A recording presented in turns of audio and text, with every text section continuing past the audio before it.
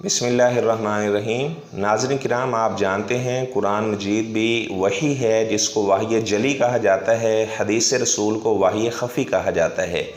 جس طرح قرآن مجید سے بعض مسائل ثابت ہوتے ہیں، اسی طرح آپ صلی اللہ علیہ وسلم کے فرامین سے بھی بعض چیزوں کی حلت اور حرمت ثابت ہوتی ہے۔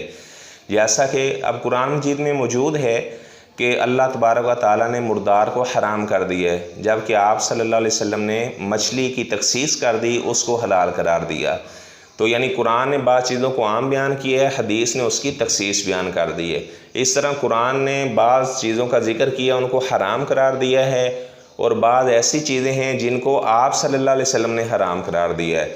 جن کو آپ صلی اللہ علیہ وسلم نے حرام قرار دیا ہے، ان کا حرام ہونا بھی اسی طرح ثابت ہے، اسی طرح ہے جس طرح اللہ تبارک و تعالیٰ نے قرآن مجید میں خنزیر کو حرام قرار دیا ہے۔ اب قرآن مجید میں کہیں بھی یہ موجود نہیں ہے کہ بلی حرام ہے، کتا حرام ہے، گدھا حرام ہے، تو یہ حدیث میں موجود ہے۔ خیبر والے دن آپ صلی اللہ علیہ وسلم نے فرمایا کہ عورتوں سے متع کرنے سے بھی میں تم کو منع کرتا ہوں، اس طرح گھریلو گدھے کا گوشت کھانے سے بھی منع کرتا ہوں۔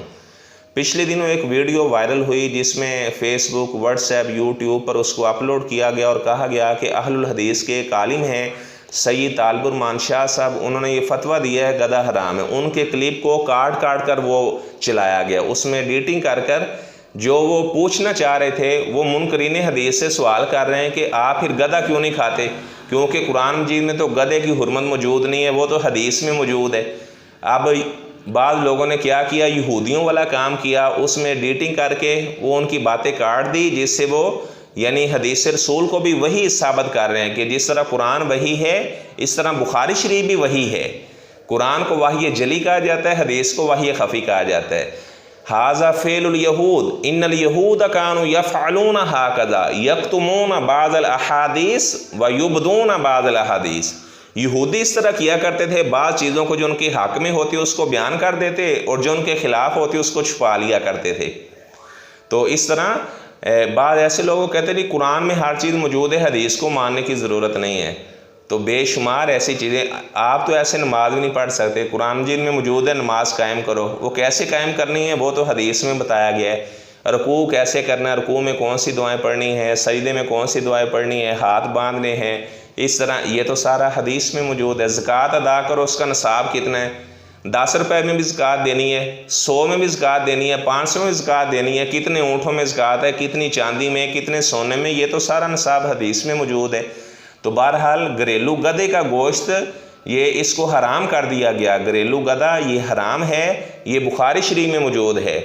قرآن مجید میں گدھے کی حرمت موجود نہیں ہے، اور میں نے بتایا جس طرح خنزیر کی حرمت ہے اسی طرح گدھے کی حرمت ہے۔ خنزیر کو قرآن مجید میں اللہ تبارک و تعالیٰ نے حرام قرار دیا، اور گھریلو گدھے کو آپ صلی اللہ علیہ وسلم نے حرام قرار دیا۔ جن چیزوں کو آپ صلی اللہ علیہ وسلم نے حرام قرار دیا ہے ان کی حرمت اسی طرح ہے جس طرح قرآن میں کسی چیز کی حرمت موجود ہے۔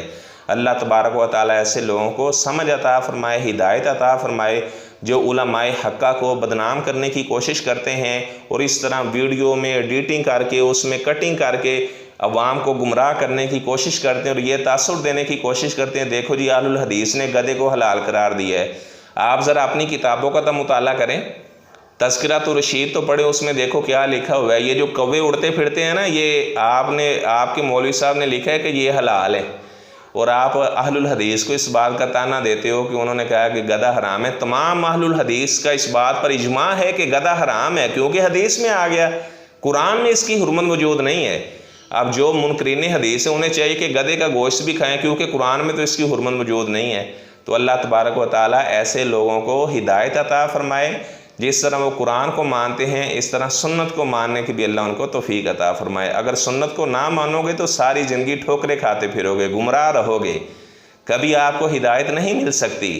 جس طرح قرآن کو مانتے ہو اسی طرح حدیث کو مانو، اطمینان والی، چین والی، امن والی اللہ تبارک و تعالیٰ تم کو زندگی نصیب فرمائیں گے۔